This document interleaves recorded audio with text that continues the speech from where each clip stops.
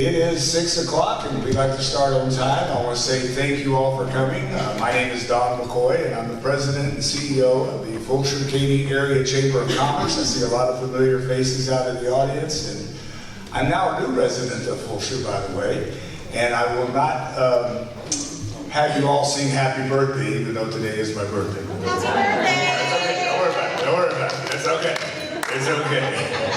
But I did have one person in the audience bring me a gift. That's awesome.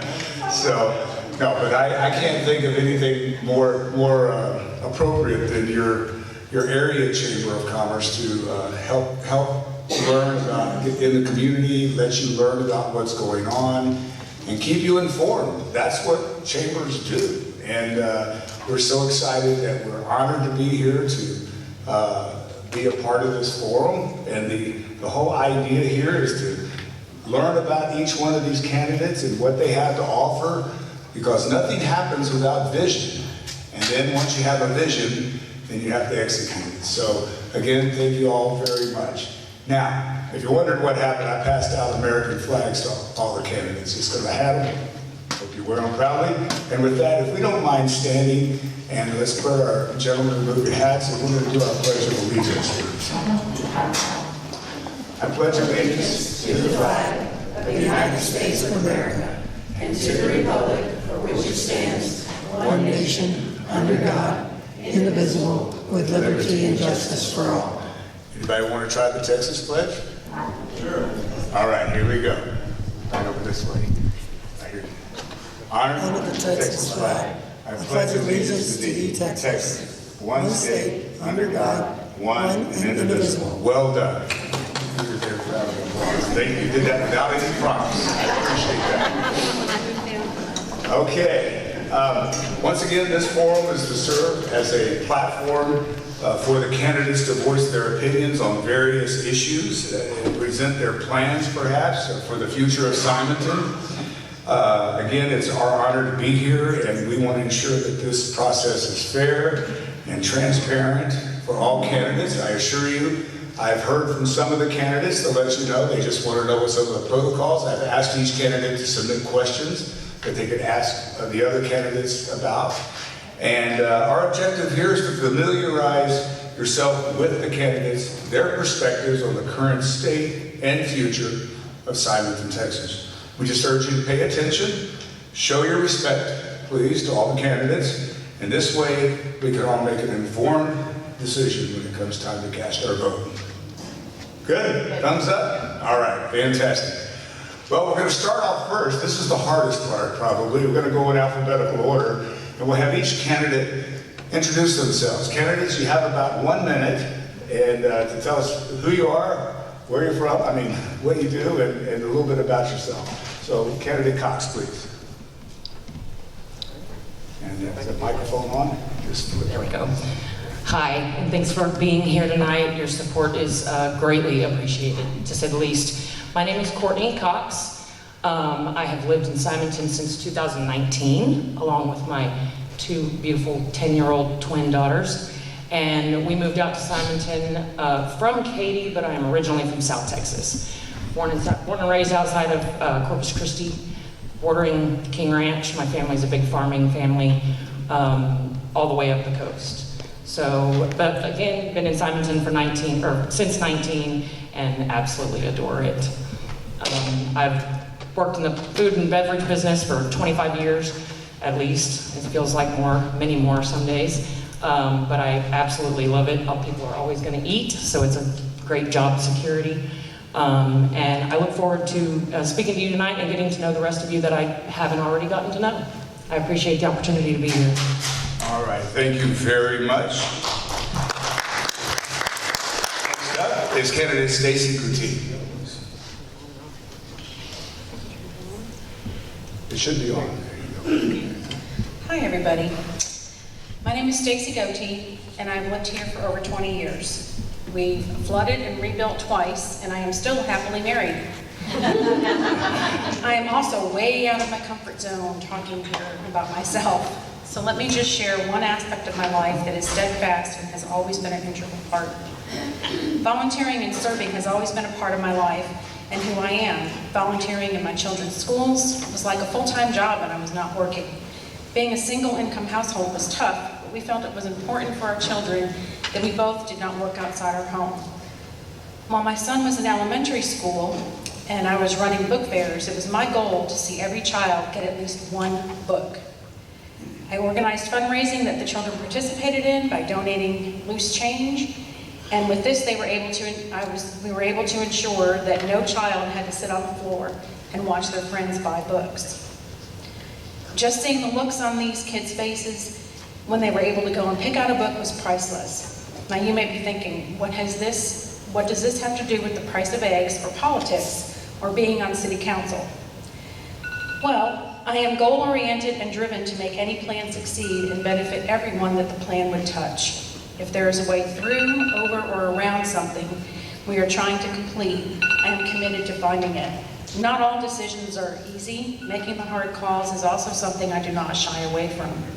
This is who I am: committed, thoughtful, selfless, and forever optimistic.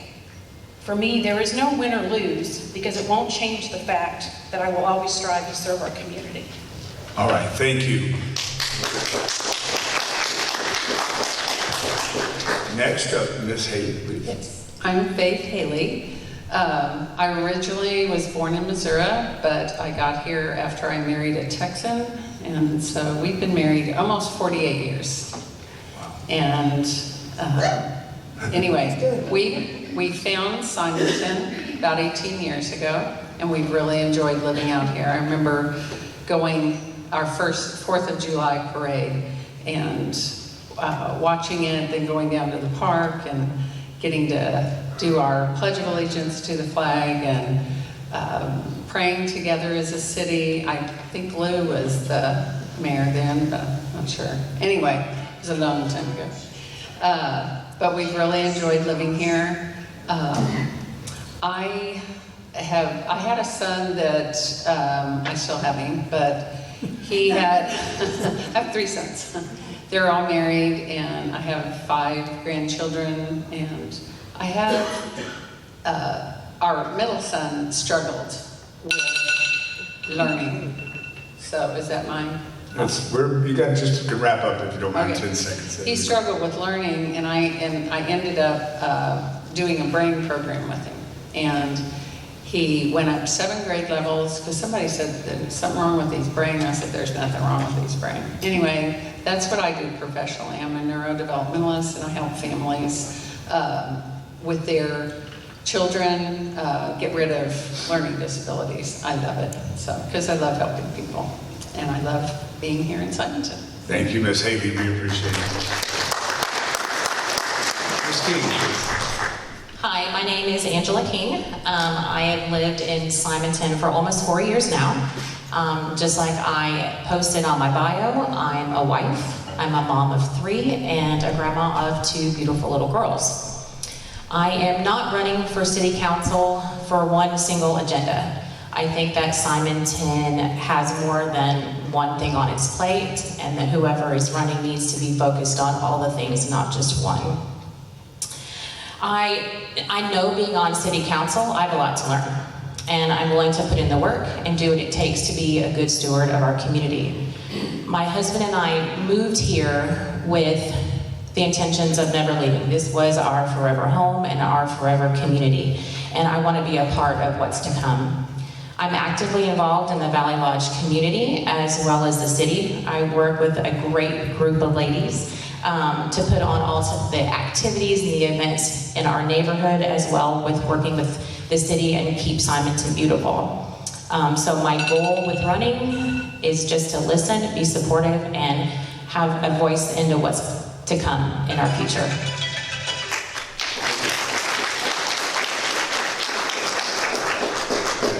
And Mr. Turner, please. Hi, I'm Burns Turner. I moved to Simonton in December of 1976. My family moved from Houston to this small community in the country to get away from the hassles of the big city living.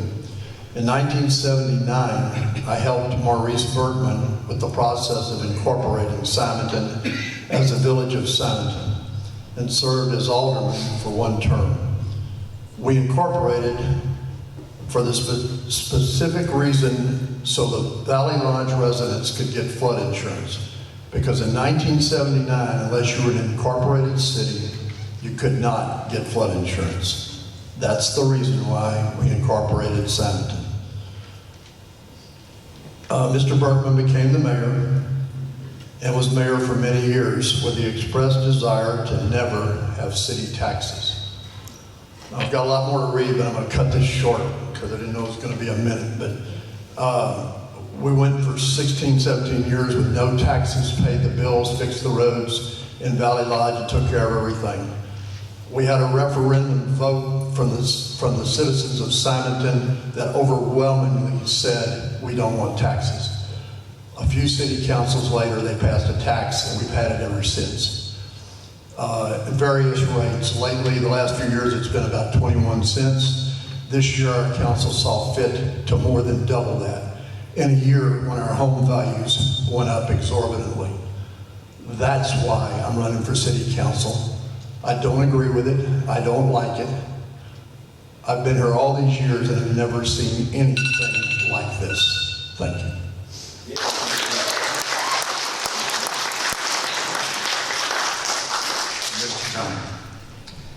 My name is Cody Turner. First of all, thank you all for coming today and taking your time out of the day. It's important to us and you as well. I grew up here. I've been here since I went to elementary school in Huggins Elementary in Fulshear. Lived in Fort Bend County for a long time. I've seen Simonton back in the 80s. I've seen it today, and tomorrow's going to be different. We are getting completely surrounded by city, and things are going to change. My past history, I'm an airline pilot. One thing that I bring to the table is I'm really concerned with risk management and planning ahead, and that's been ingrained in me for my whole career. So that is something that we got to consider today, and I just really hope that everybody here keeps an open mind and listens. Maybe not get your news off of Facebook. And thank you for coming. Thank you very much, Mr. My apologies, I should have pointed out that we were going to try to keep responses to a minute or so because we want to try to get to a lot of questions, and we have about an hour and a half, and with 6 candidates, that's right down the line is going to be about 6 to 10 minutes, give or take, and we'll be done quicker than we know.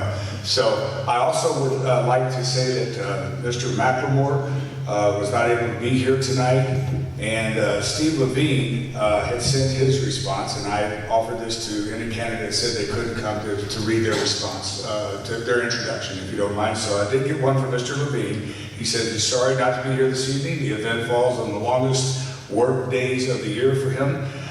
He currently is at work. I'm going to read it as him. I currently work since 2009 in the field of education. I'm 58 years old, grew up in Houston, moved to Simonton in 2020 with my family. We are horse owners, and now, along with other livestock, coming home to Simonton each day brings smiles to our faces. I'm not a political person, heck, not even a social person. Not here. You won't catch me at parties, and you'll never see, and I'll probably never buy you anything. I do not choose to run for city council because I'm upset with anyone or anything that has been done with the current or previous councils. I am simply have the experience that I believe would be beneficial to our city. I've been a volunteer on many boards and in many organizations over the last 20 years. If I'm voted, I will do the best in representing Simonton and its residents. Thank you all for currently serving and those that are running to serve our city. That's Mr. Levine. All right. Well, I asked some of the candidates to send in a question, and I didn't share the question with any of you. Y'all attest to that, right? So nobody knows. And I'm going to do this at random. And I know that Mr. Turner touched on a little bit of the taxes, and I'll start with your question. Burns Turner. I've got to make sure I do that correctly. And his question was, how in good conscience can 4 out of 5 members of the Simonton City Council vote to implement a property tax of 44 cents? which is more than double the already high tax rate, and is exacerbated by the large increase in property values on their neighbors and in a small rural city of less than 1,000, which when the much larger city of Fulshire, which has police, water, sewer, etc., has a property tax rate of only 20 cents. So therefore, we'll start at the end. Ms. Cox, would you have the microphone? Would you like to address that? I can repeat part of it. Unfortunately, when you... Oh, you're not hearing the question? I couldn't understand the very first part. Oh my gosh, okay, well, that's gonna create a I'm little... so sorry. Well, we should have had monitors up here, and my apologies. I'll direct it this way. Okay, Again, perfect, thank you. Mr. Turner, Burns Turner, was asking, how can in good conscience the city council have a property tax of 44 cents, which is more than double the already high tax rate that is, and also exacerbated by high property values and on their neighbors, and in a small city such as Simonton with less than 1,000 residents, how can they do that when the city of Fulshire has police, water, sewer, etc., and a property tax of only 20 cents? So how can that be?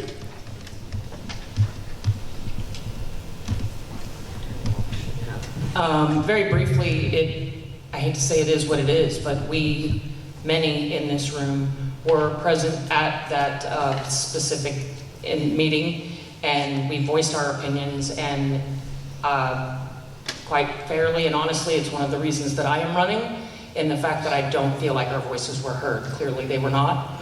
The taxes were increased 138%, and it's extreme. I've looked up cities around that are considered similar to Simonton, in which they don't have municipalities, you know, they don't have the things that other cities have, such as Fulshire, and they're not at that tax rate anywhere near. They're lower than 20 cents. So I think it's an issue. I don't think it can be done in good conscience, to be honest. Thank you very much, and appreciate the brief answer. Appreciate that. Do you have an answer to this, Coty? Yeah, I'll make a brief comment.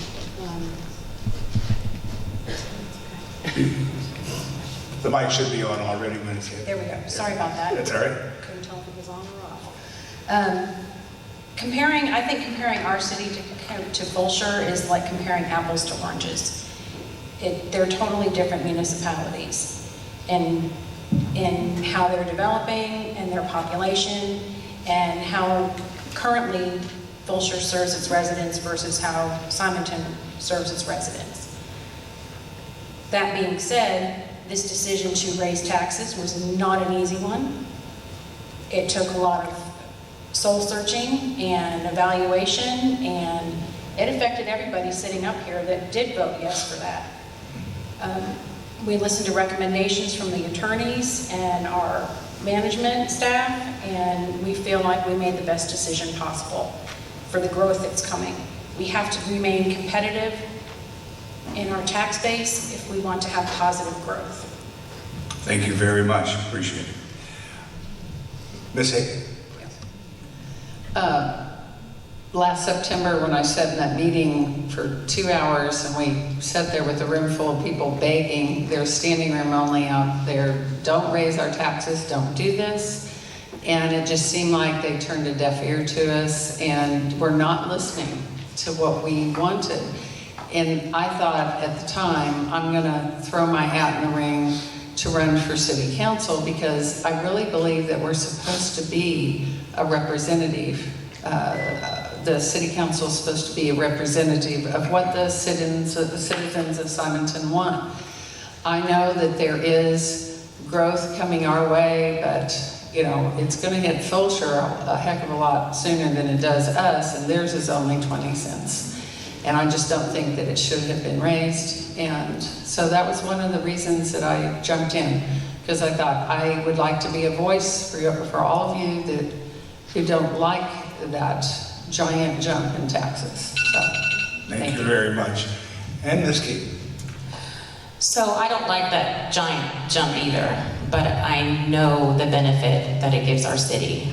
And I was not involved with that. I can only hope that when the sitting council at that time was given all the information, they took that information, they educated themselves, and they made the best decision for the city. If it was me and I was there at the time, I can't say how I would vote.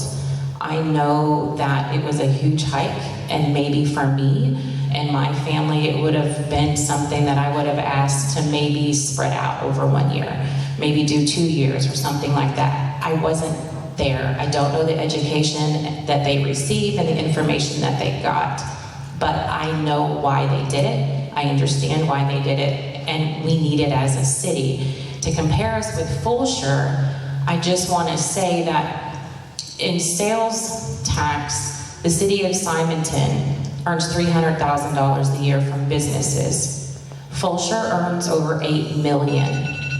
Huge difference in what these cities bring in as to why their tax rate is lower. And there's more revenue that they bring in as well. Thank you very much. We'll pass it on to Cody Turner, please.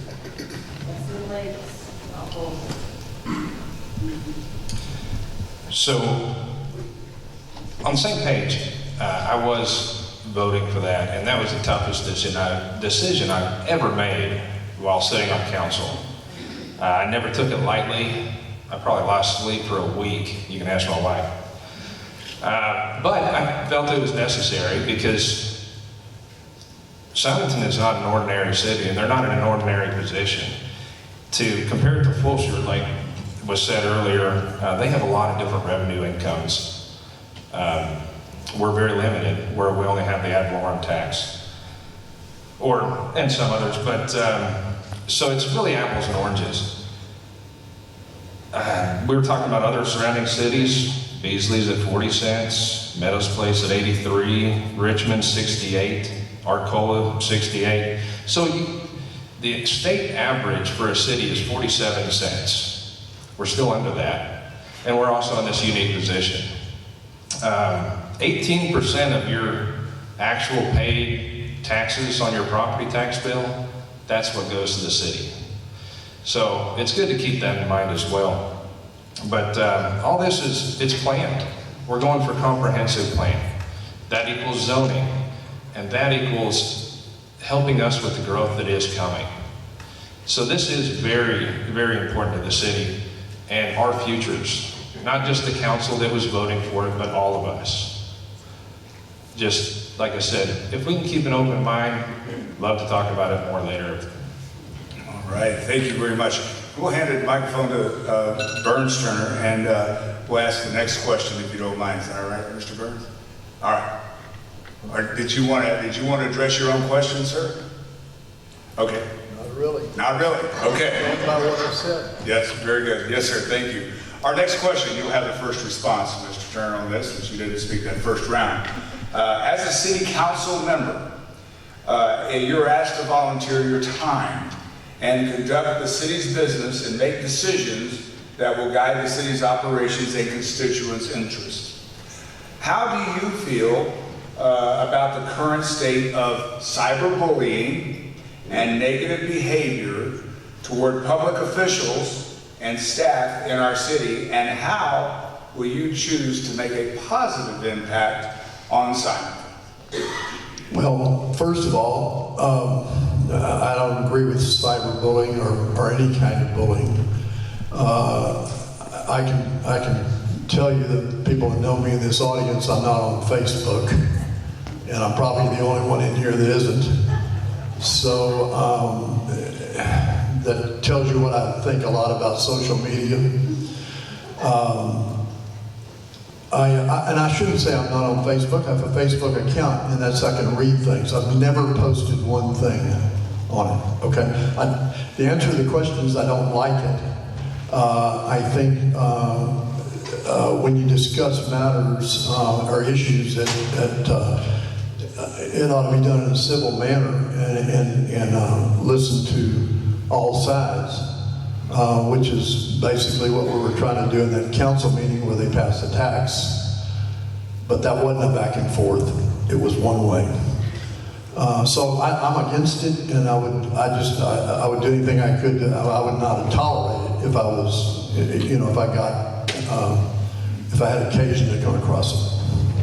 And the last part of that question, I'll give you 10 seconds to respond. The last part of the question was, how do you choose to make a positive impact? I know you're against cyberbullying, but how would you choose to make a positive impact on Simonton?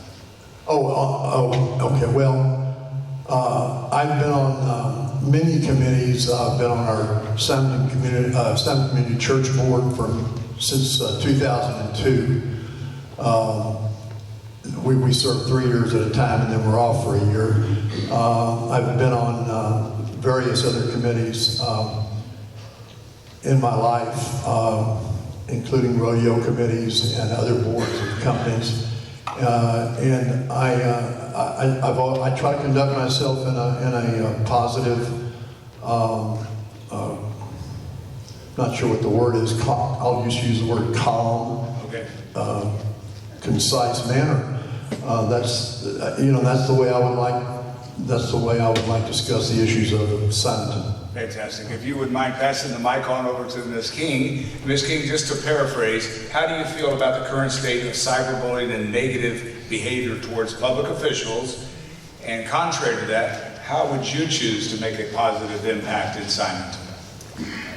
Well, the bullying is an issue.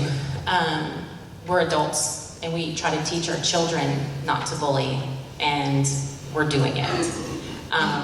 Some of it has been directed to the city council members, currently the mayor, even myself. I asked, and I know Cody as well asked, if you guys had questions. We had a meet and greet. We asked you to come, voice your concerns, ask your questions. I know people have lives, but we were trying to provide you an opportunity to get to know us, to answer the questions that you had, instead of being attacked on social media. The night of, I even posted again and said, please come out here. We're here, there's a great group of people, please come and ask your questions. But the people that have been a little bullying, in my opinion, weren't there. So for me, I just want all of the negativity to stop, because it's not benefiting anybody at all. About being positive, community, sorry, I went too long. I feel like I'm very involved in the community already, and with being in city council, it's just gonna add to more involvement. I go do the Lola group, I'm the president of Lola, I do all the activities, all the events for the kids, and I don't even have little kids here. It's just something I love to do, and I'll just continue to stay on the path that I'm on with that. Thank you very much. Thank you. All right, Ms. Haley, do I need to paraphrase the question again for you, ma'am? It's okay. Okay, no problem. I stay off Facebook. I occasionally read some of it, and it just makes my heart sad. My husband and I are Christians, we're ministers, and I like to say we're lovers, not haters. And it does hurt my heart to see the hating going on. We should be able to voice our differences and not hate on each other. Like I said, I loved that 4th of July when the community gets together and we say our Pledge of Allegiance like we did tonight, and we have the prayer together there in the park, and that's the way it should be. My positive is that when I walk or when I drive through the neighborhood, I pray for Simonton. My husband prays for Simonton.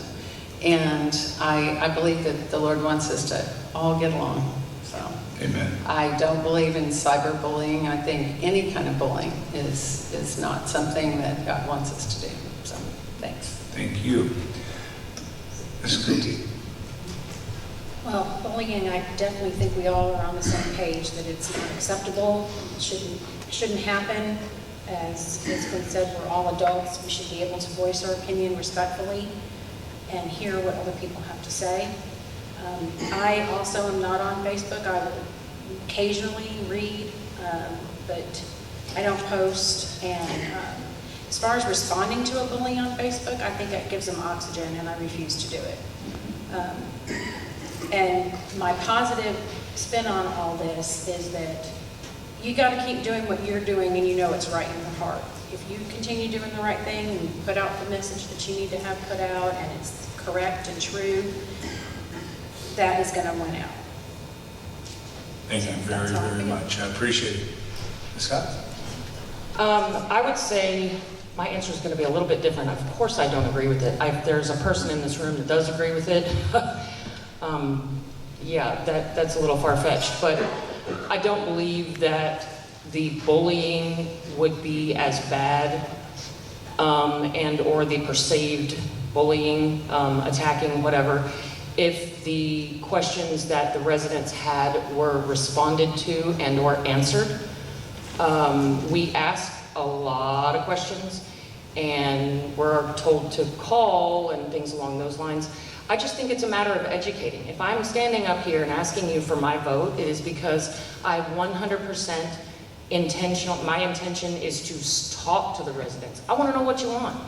I want to know what you want to see the future of Simonton to look like. And I think if we did that, as opposed to hiding behind one of these or a keyboard, all problems would be solved. Thank you, and if you just pass it on down to Mr. Cody Turner, please. Cody, do I need to paraphrase this again for you? I think I'm fine. Thank you. So, yeah, I'm really disappointed in the state of our community. You know, part of the reason we came here is because small towns are just, there's so many good things about it and the people. So the social media aspect of it, I guess I wouldn't call it cyberbullying, it's more attacking. I'm a big enough boy to defend myself. But I've been a recipient of it a lot too. So, and that's why we invited everybody out to the meet and greet. Let's have a face-to-face conversation. Come in. I'd love to talk to you. Almost every meeting I've ever been presiding at, I've said, hey, if you have any questions, give me a call. Call Erica, I'll get in touch with you. I really believe we are a small town, and I believe in this. I believe in looking at the person in the eye and having a conversation. So going forward, that's what I'd like to do more of, and I would like to try to heal this divide that's happening. I'd like to work with everybody and encourage cooperation. Thank you, Mr. Turner. We'll pass it to Mr. Turner. We'll just go back down the line here. We have a question that kind of was written out, and one from our audience as well. So these two kind of the same. Outside of City Council, how have you participated in the community? We've kind of touched on it a little bit, but how have you participated in the community in order to form the opinions that you have regarding the community? So what have you done in the community? How have you participated in the community to form the opinions you have of the community?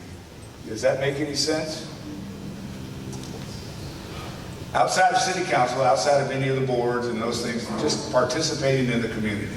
Well, as I said in the beginning, I've lived here for 46 years, I guess, and I've done all kind of things in the community. It wasn't much smaller than it is now. I mean, there was probably 600 or 700 people in Simonton in 1976. It was more of a country atmosphere, and some of the things, I think you're asking this, if I'm not answering this right, let me know. Okay. For many years, I participated in Valley Lodge Trail Ride. I was trail boss on that ride for many, many years.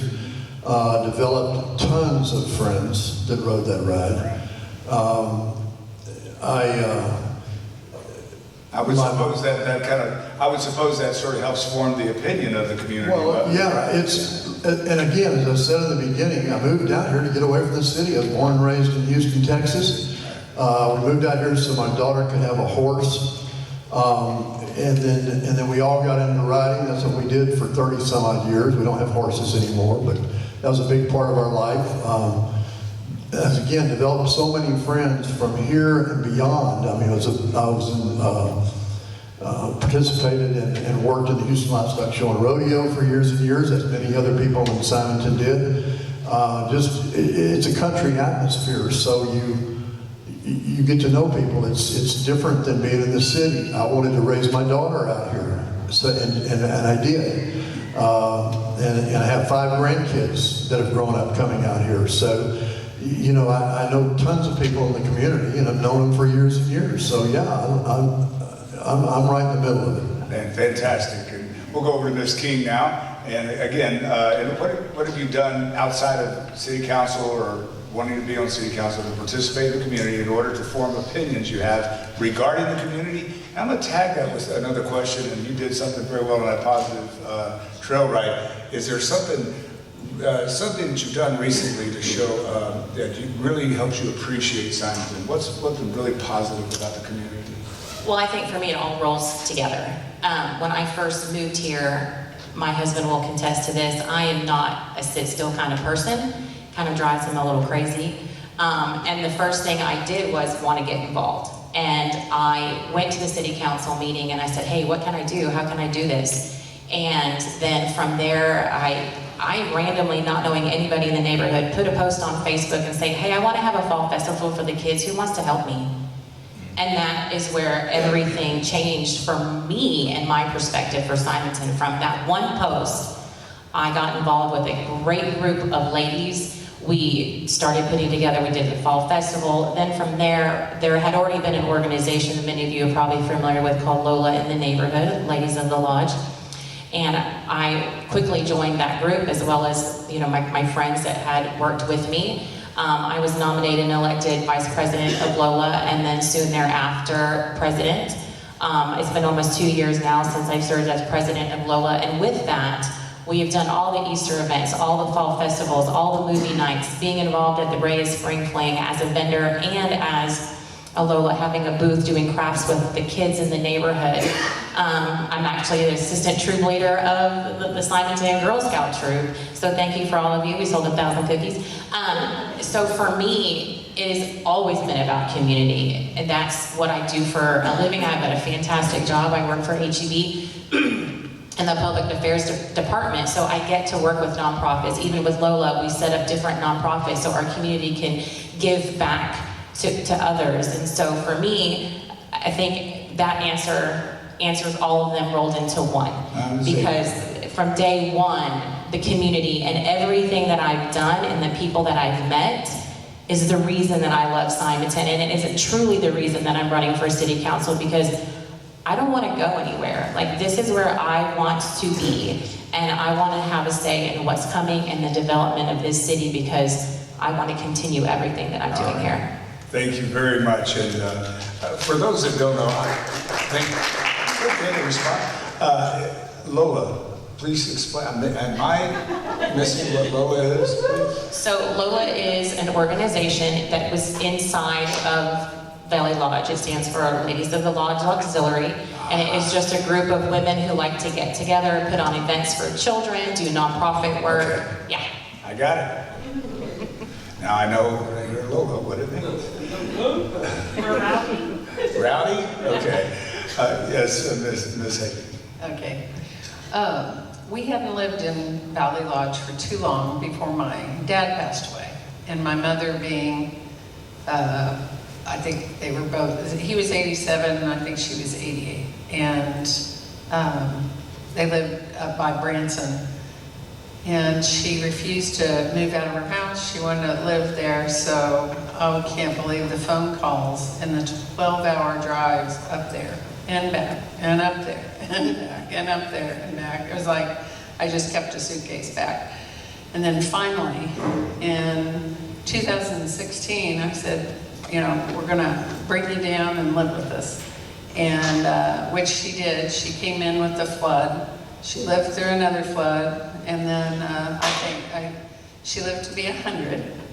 And she was just phenomenal. But I thought, oh, thank God I didn't have to get her through that freeze. That was hard enough through the floods. But my time was so tied up that I really had not, I haven't gotten involved.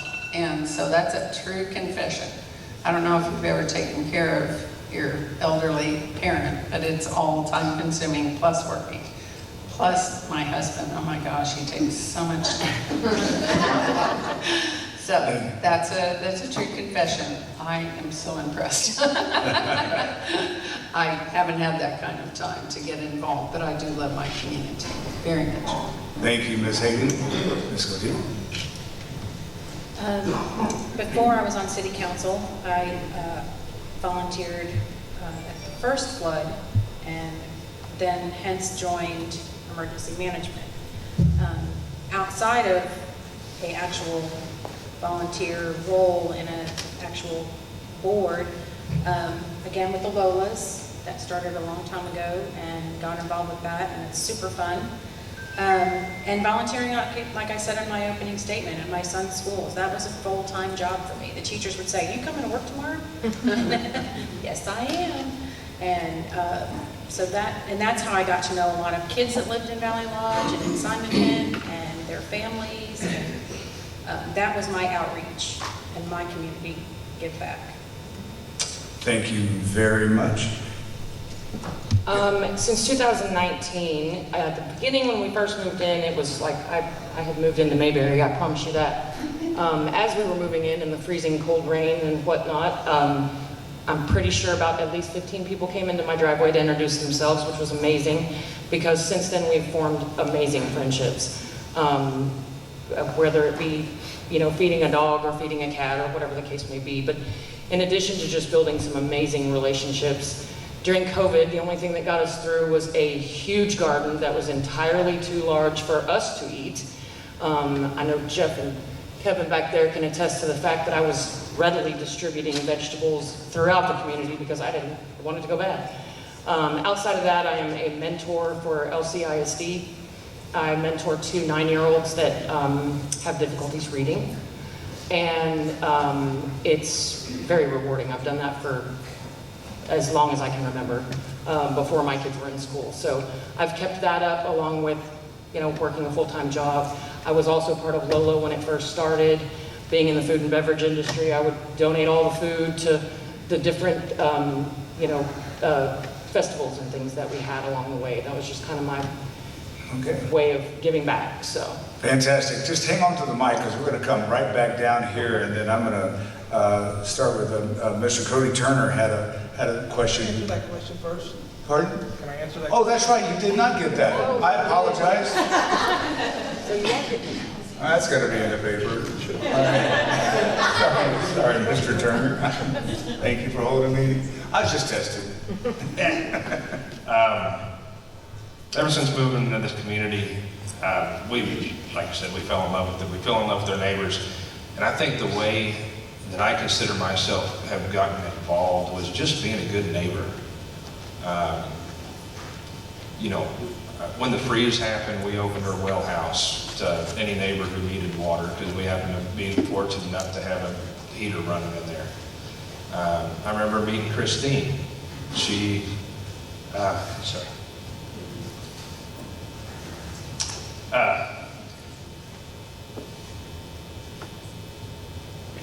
Can't look at y'all. So that was one of my favorite memories in this neighborhood. She was looking for they were cutting down the big oak tree in the backyard. And I said, "Hey, I'm available. I have a chainsaw."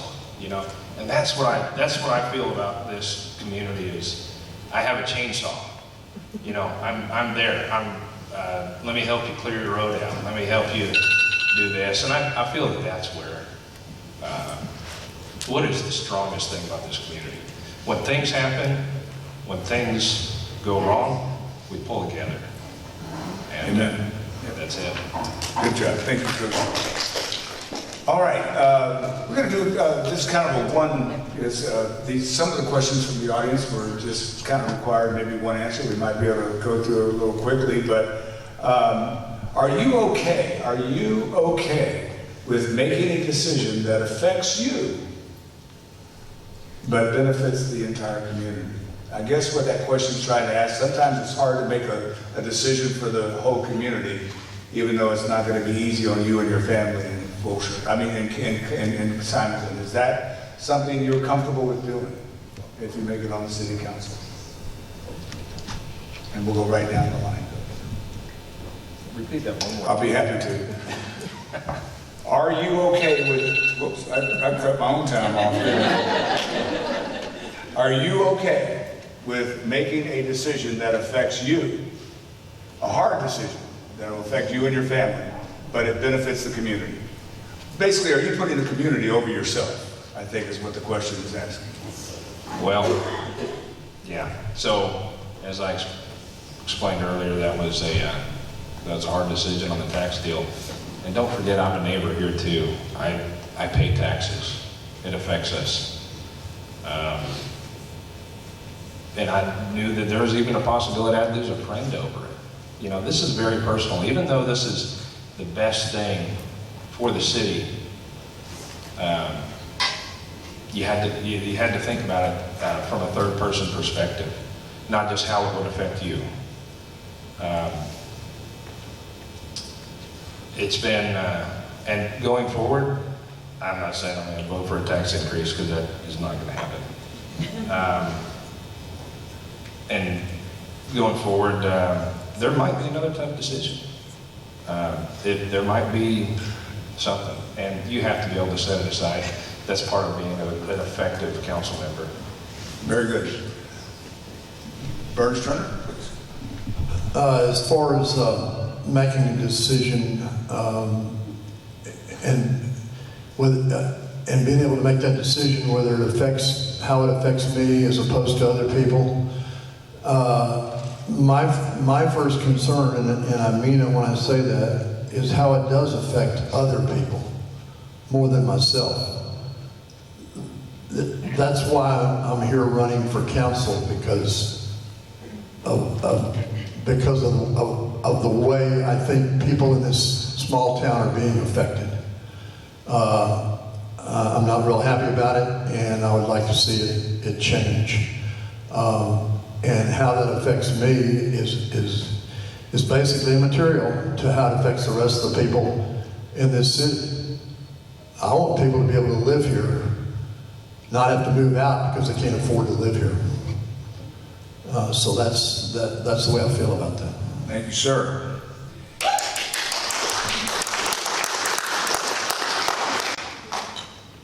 Of course, I want what's best for the city. And I think that is one of the great reasons that you have a council. These are people that you can talk to, workshop through, and make decisions for your city, make the best decisions for your city.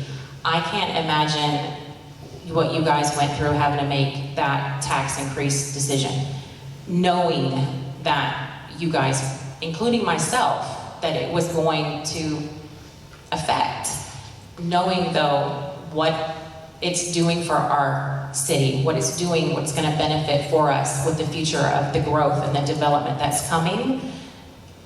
It's something that needed to be done, and having to make those decisions, putting your city before yourself, is something that you're going to have to do, to decide what's best for your city.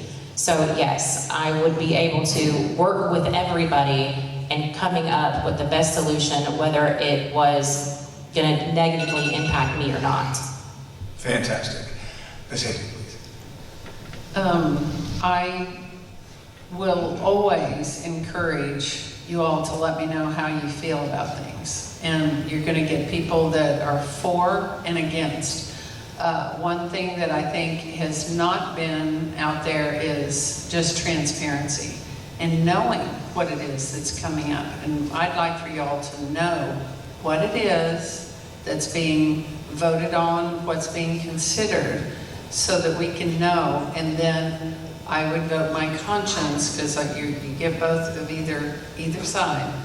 But yeah, just like when the tax increase came, my heart went out to people that couldn't afford that huge raise right then. And I do believe that I could, look beyond my own needs and be able to have your all's best interest.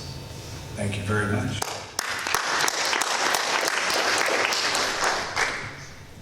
Being on city council, you need to possess a certain, you need to be goal-driven, but not agenda-driven. There's a difference.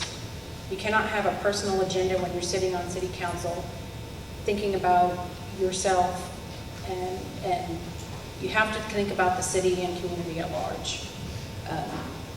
Everyone's talking about the tax decision. There's a lot of decisions that we make on council that affect everybody, and they may affect me, they may not affect me, but I don't put that into my decision-making factor at all. It's just, there's no place for your own personal feelings on city council. You have to think of what's best for the city at large. Excellent. I think the answer is a little simpler than some. If you are sitting up here trying to get onto city council and you are incapable of only thinking for yourself and not of the people you're trying to represent, we're in the wrong place. So absolutely, I'm perfectly capable of making that decision. Fantastic.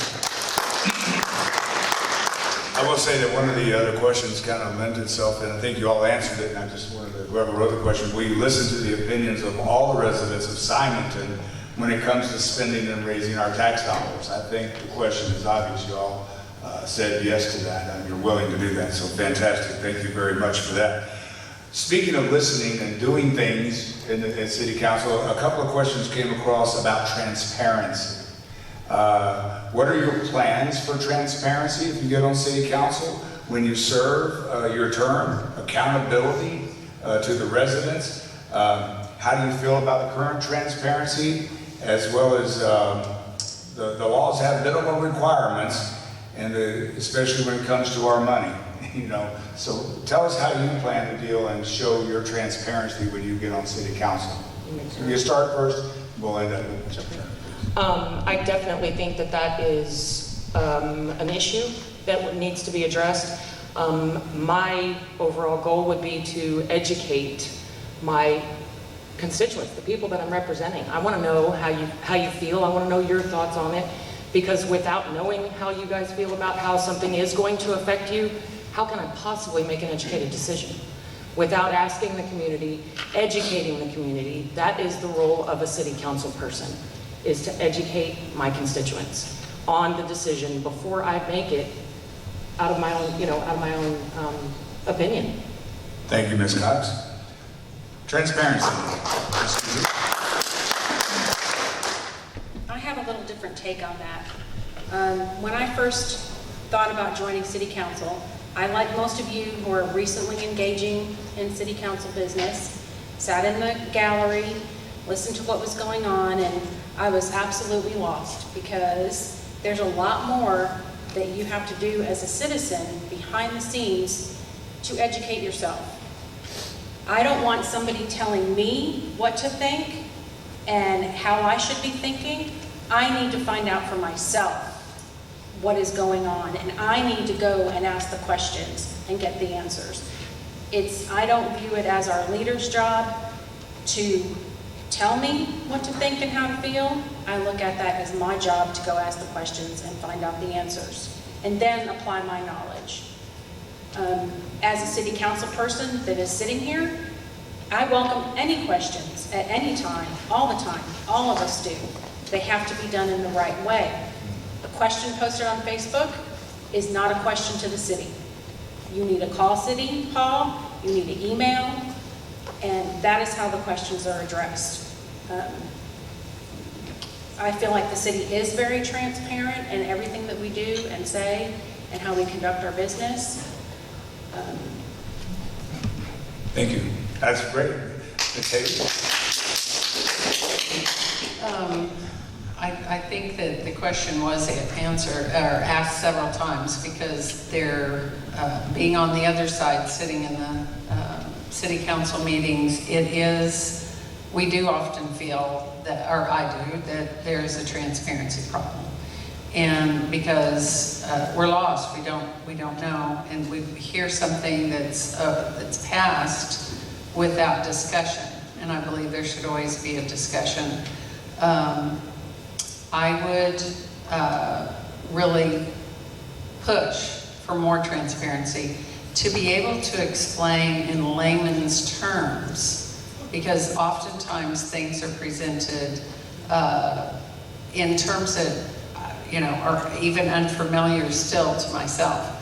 There's a terminology in some of the things, and I'd like to to have those presented in layman's terms so where you all could understand what's transpiring. And I would really push for a lot more transparency than I feel has been there up to this point. Thank you, Ms. Higgins. Appreciate it. Ms. King. I think the word transparency is a very big word. What exactly are we transparent, or the city transparent about? I know that when I went to the website, I was able to find a lot of information on the budget. I was able to find the agenda. I was able to find the minutes. And so my answer truly is, what I don't know, I find out. And that is what I did since the day I decided to run for city council. I called Erica, I called Jennifer, and I said, there's a lot I don't know.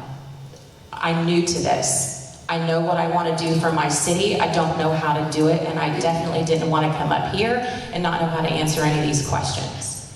So I got my calendar out, they got their calendar out, and I made weekly or bi-weekly appointments. And I would gather information. I was polling my friends in the neighborhood. If you were to have a question, what would it be? Because I want to take it and get it answered and understand and learn what's going on in our city. So my answer to you is with transparency, it's there. It's our responsibility to kind of go and look for it to some degree. But yes, it should be provided for us, just like with the agendas. If you don't know, there's always somebody there to help you find the answer. Thank you very much. Transparency, Mr. Burns. I would say that anybody that knows me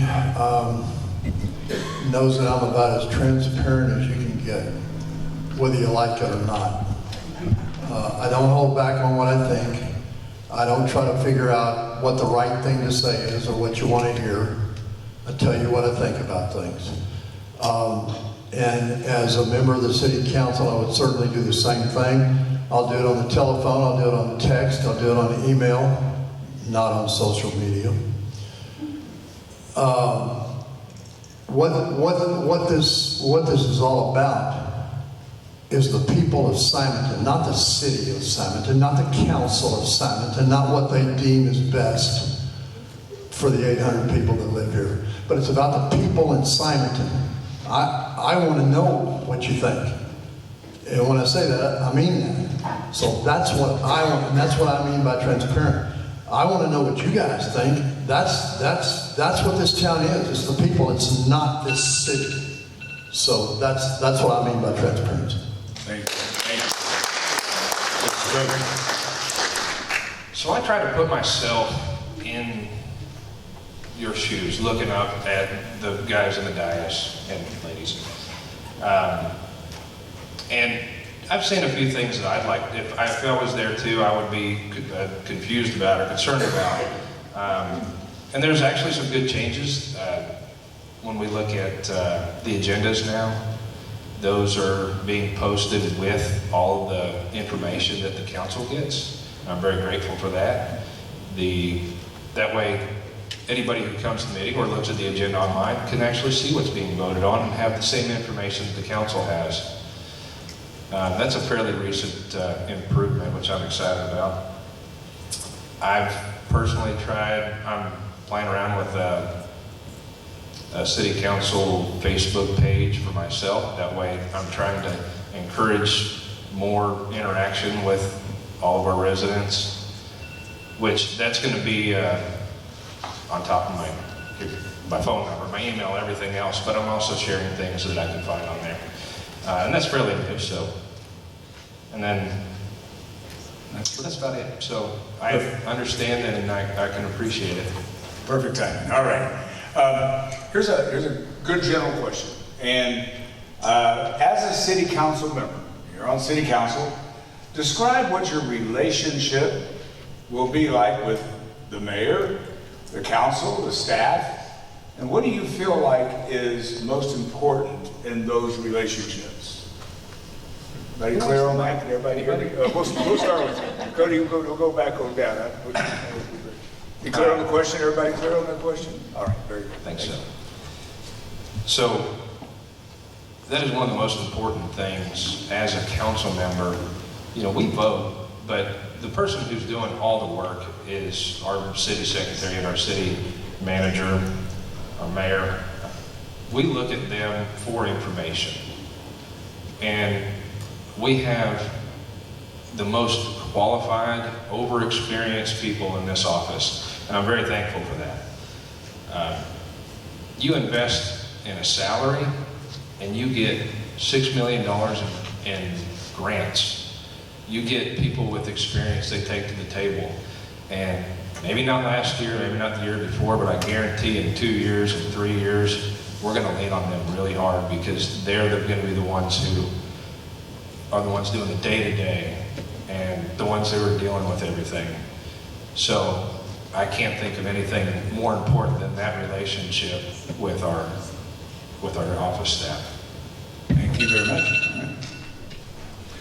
If I understand the question right, I think we all need to respect the people that we're with on the council, the mayor, the people that work for the city.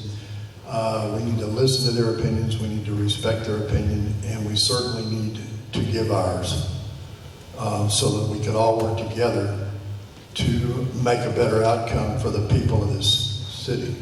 So I would certainly say everyone should work together in a cordial way and to try to discuss things, find out facts, and make decisions accordingly.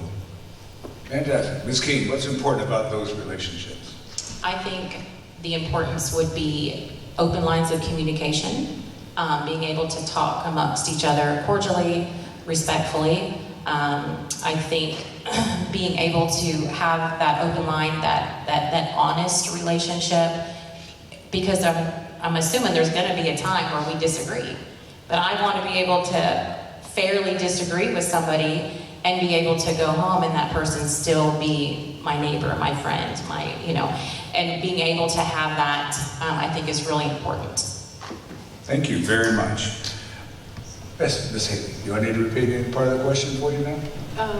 I think it's okay. You sure? In any relationship, it's important to be honest with each other and to strive to have a give and take. That's important.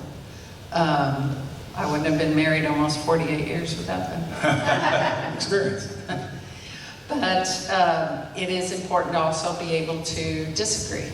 And when there's times that you just don't think that should be right, you should be able to say that and still be friends. And to have a good working relationship. Like in any workplace, because it is workplace, although the mayor and the city council don't get paid, you're still working together for the good of the community. So, very important to get along with each other. And like I said, we're lovers and not haters, so we really get along with most people. Thank you so much. You okay with the question, Ms. Goatee? Okay. I can't say enough about our city staff. I was there when Erica first got hired and Shelley left, and we hired Jennifer, and just wow, how much we have grown since we have hired them. We all work full-time jobs. Lori works full-time, Cody, me, Thomas, Kelly. They help and they keep us educated and in line and knowing what's going on, and we can trust them implicitly with the day-to-day running of Simonton, Texas. And that is invaluable to have. And we know before we even come to a meeting that we're going to have everything we need. And you can't replace that. Thank you. I think it's kind of a redundant answer, but I would expect to be in a... Oh, sorry, that was her. That was her. It's all good. I would expect to have a fantastic relationship. Actually, it's exciting. If I am voted into the city council, I look forward to the knowledge that you three ladies can provide. I really do. And I thank you for everything that you do as well. Fantastic. All right. I didn't mean to. It's okay. Sorry. Well, keep the mic, because Okay. you're going to come up with the next one here. We're going to drill just a little bit deeper into some infrastructure kind of things and some things that might be coming your way here in Simonton. This is an interesting question. Some residents, can y'all hear me okay over there? Some residents may be under the impression that there's not any property to be developed or that is not already owned by a single developer in our area. In reality, there are 196 acres with highway frontage in the city limits that are privately owned and could be sold at any time for any use. Where do you stand on zoning, and why is that important? Well, it's obviously something that has been necessary for quite some time. My only question is why has it taken this long for that to have been a comprehensive plan in the beginning? It's just out of curiosity, because, I mean, if it's necessary, it's necessary. The surrounding cities that we tend to compare ourselves to have been zoned for a while. And honestly, if it is 196 or however many acres it is, that's the only neighborhood area that is zonable remaining. So yeah, absolutely. I mean, again, my only question would be, why is it taking this long? Good. Ms. Cote. I'm going to respond to my friend here about why it's taken so long. I can't speak for past city councils, but I can speak for when I joined city council, which I think is longer than my compadre over there. We immediately started making plans to implement a strategic plan. That's the first step before you can even do zoning. You have to have a strategic plan, then you have to have a comprehensive plan, and then you move on to your zoning.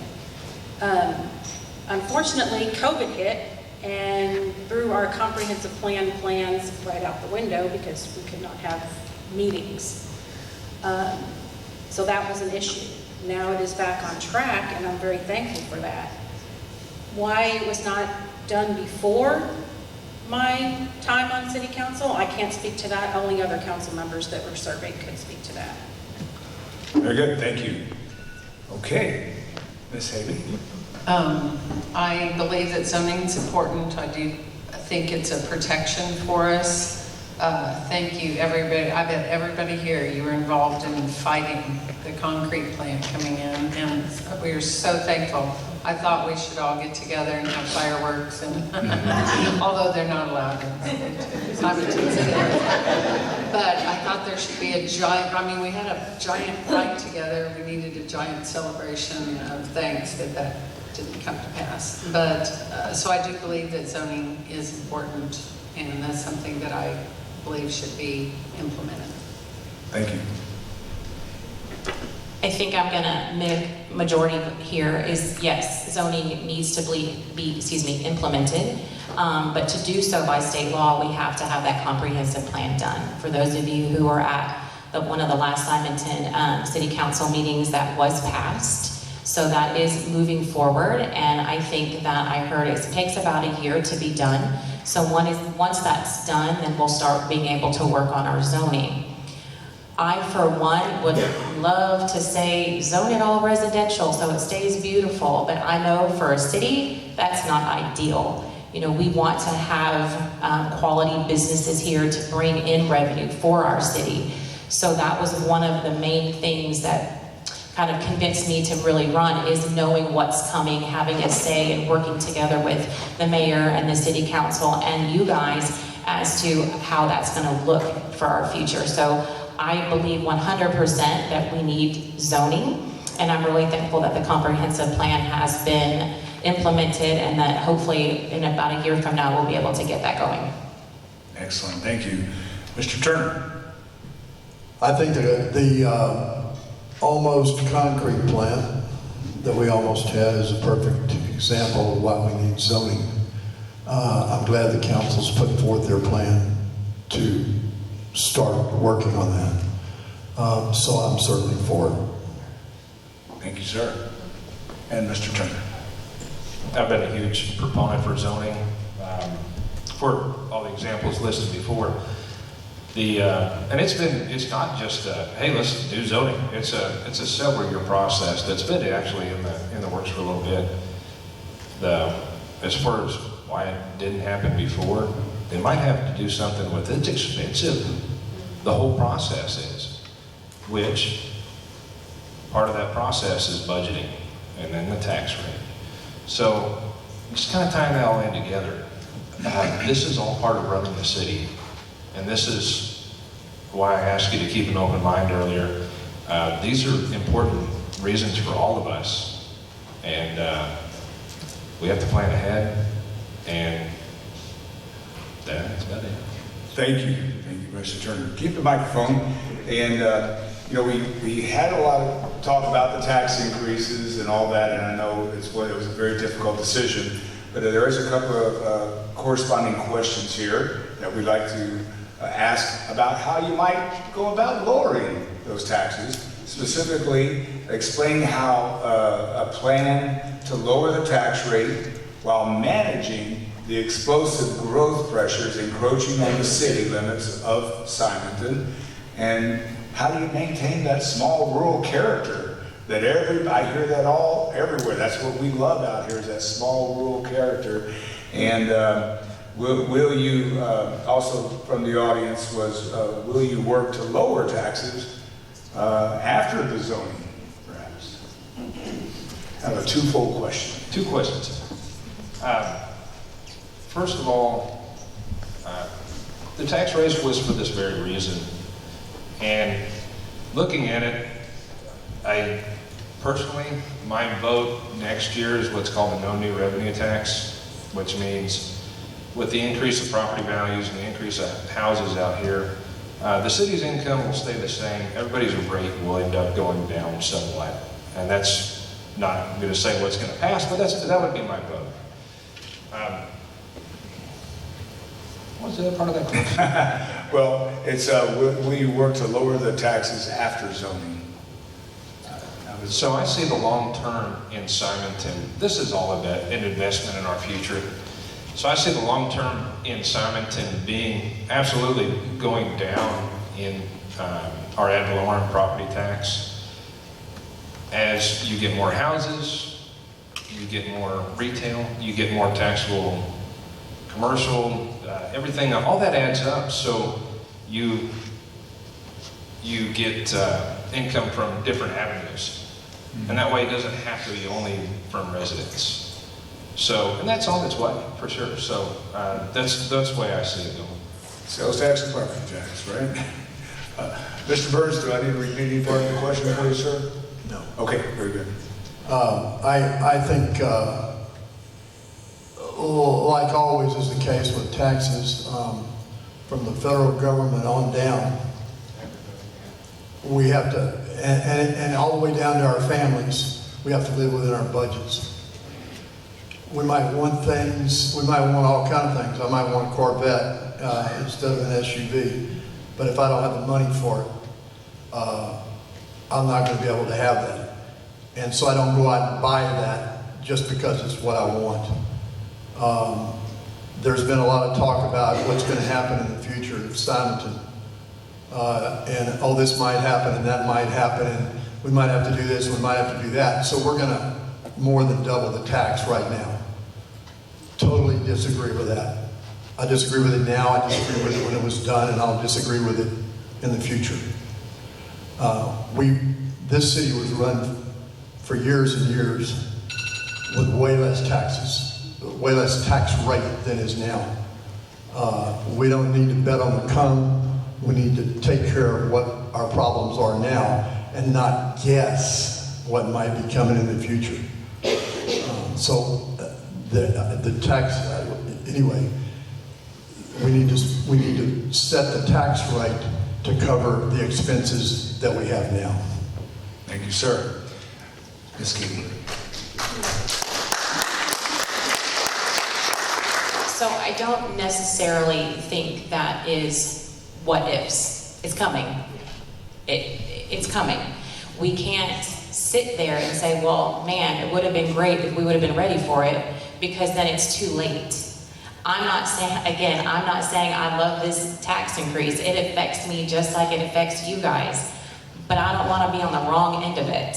Okay, it is coming. Full sure is coming. That's what this comprehensive plan is going to do, is show us what we can control with our zoning and with the work of our mayor and the city council is what's coming, right? So, and this was the way that I had it, have it kind of explained to me to understand, and maybe it'll help some of you guys too.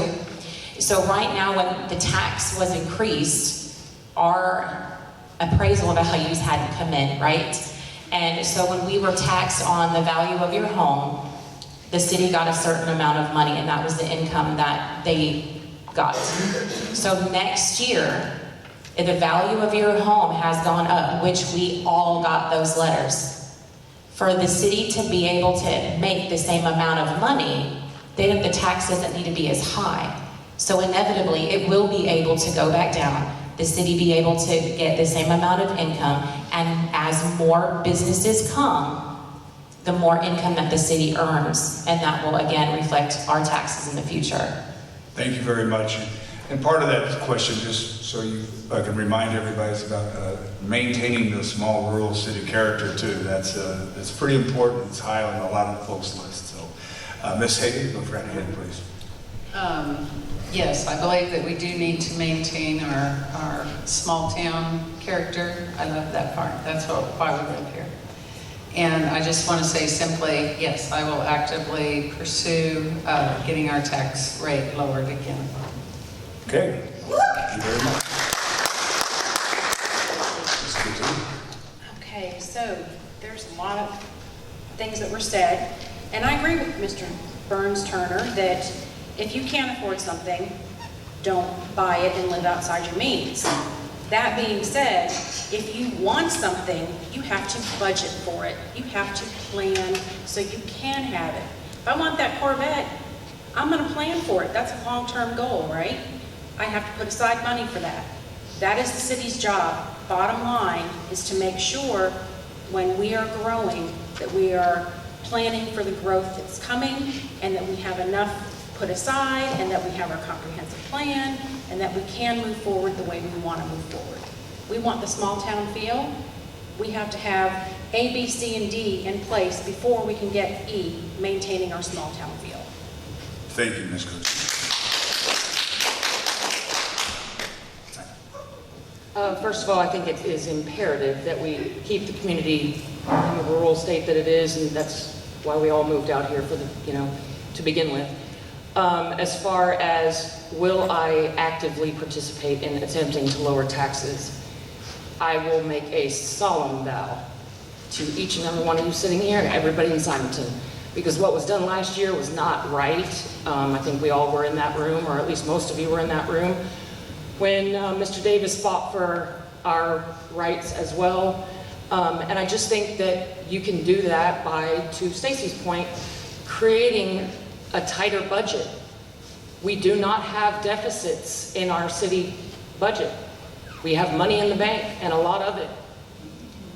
So unfairly, at the very end of the year, taxing our residents it was a hard pill to swallow. I'll be the first to tell you.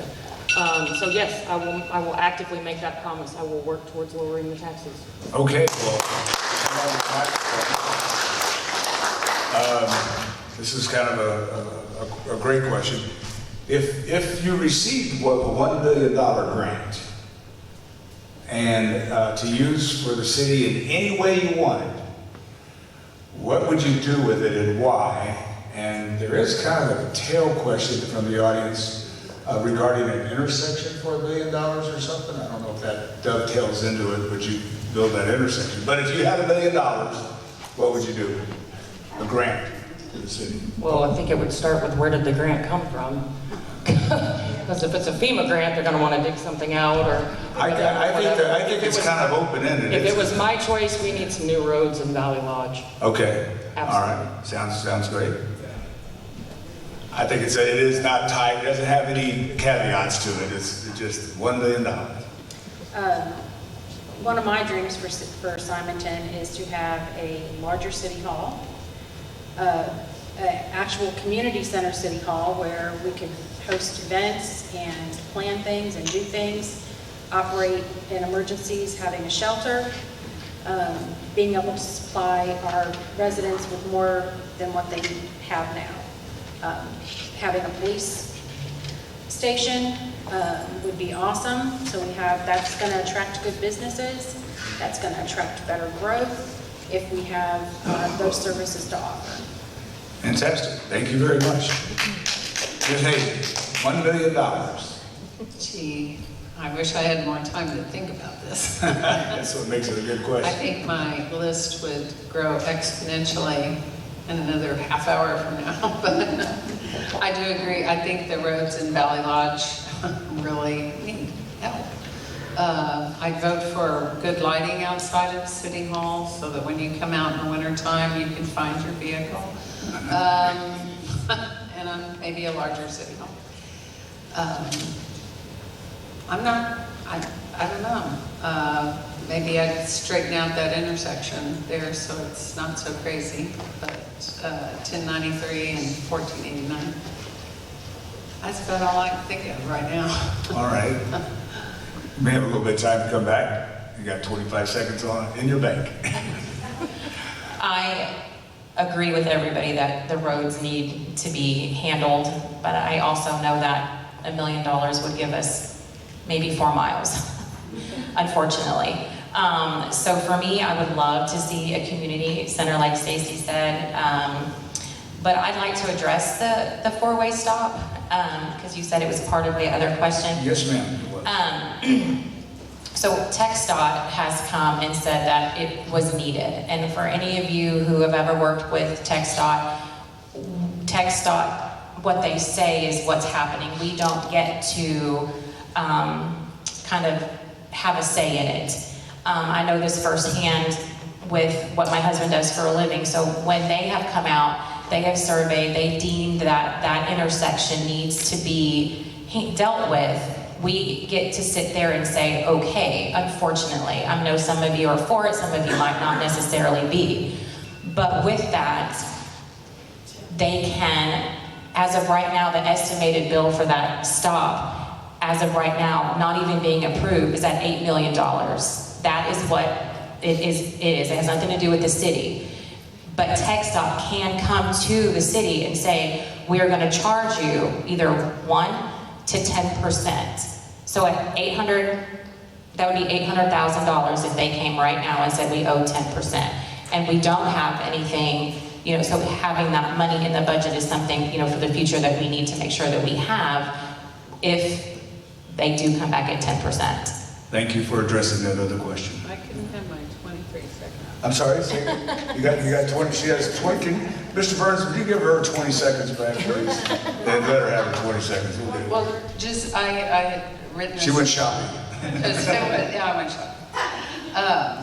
I did do a little bit of digging, and it was a former staff member of our previous county commissioner who said that the most likely mechanism would be that the bond, which was originally intended to be on the 2023 ballot, I'm not sure it's going to be, would pay for half the cost, and the county would fund the other half with TxDOT reimbursing the county with pass-through tolls. So it really is not going to cost the city much. Okay. On 1093 in Simonton? No, they're pass-through tolls. Okay, Mr. Burns. I'm sorry. $1 million and you can't buy a Corvette. Gotcha. I have a real easy answer for that. I'd use the money to lower the tax burden on this city, on the people of this city. That's our problem right now. That's why I'm here. 1093 is a state road, and as everyone said, it's controlled by TxDOT. It's not controlled by Simonton. And I understand there's various ways to pay for it. We've heard some of them tonight. But I don't think it should be a Simonton problem. And that's Not that I know everything there is to know about it, but that's the way I would approach it as a member of the Simonton City Council. Thank you, Mr. Turner. Mr. Turner. I'd love to deny that the text on when they come asking for that bill, but it doesn't work like that. We barely have a seat at the table as a city. We are at their whim and their wishes. So the answer to the first part of the question is roads. I am actually, talked to a lot of people, and that's most people's number one wish. So I will definitely do it that way. And I plan on next year or this year, my goal is to really try to not push, but work with the city on putting together a capital improvement and try to start getting some roads really fixed. And it's going to be, it wouldn't be all next year, but it'd be like a 5-8 year project, something like that. So that's my personal goal. And I think that would be something tangible that all the residents here can agree on that is something we'd like to see from the city. Thank you. Thank you, Mr. Turner. Hang on to your microphone because we are about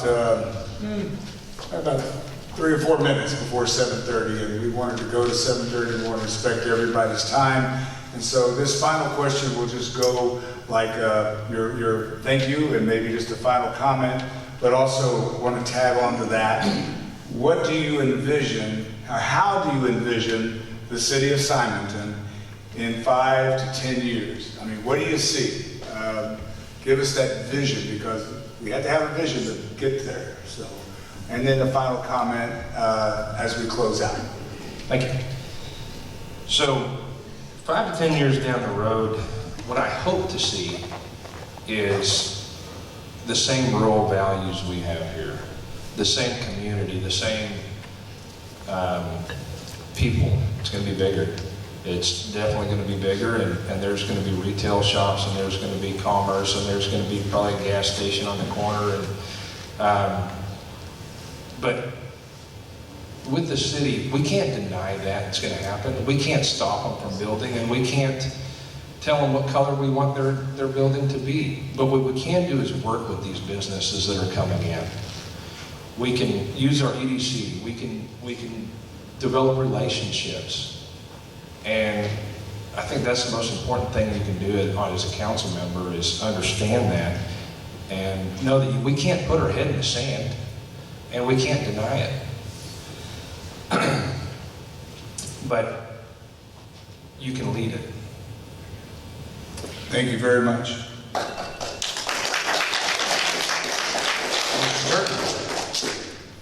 In 5 years, what I would hope to see is a town like, I said I moved here 46 years ago. I want to see a country type atmosphere, a laid back atmosphere, a comfortable, enjoyable place to live.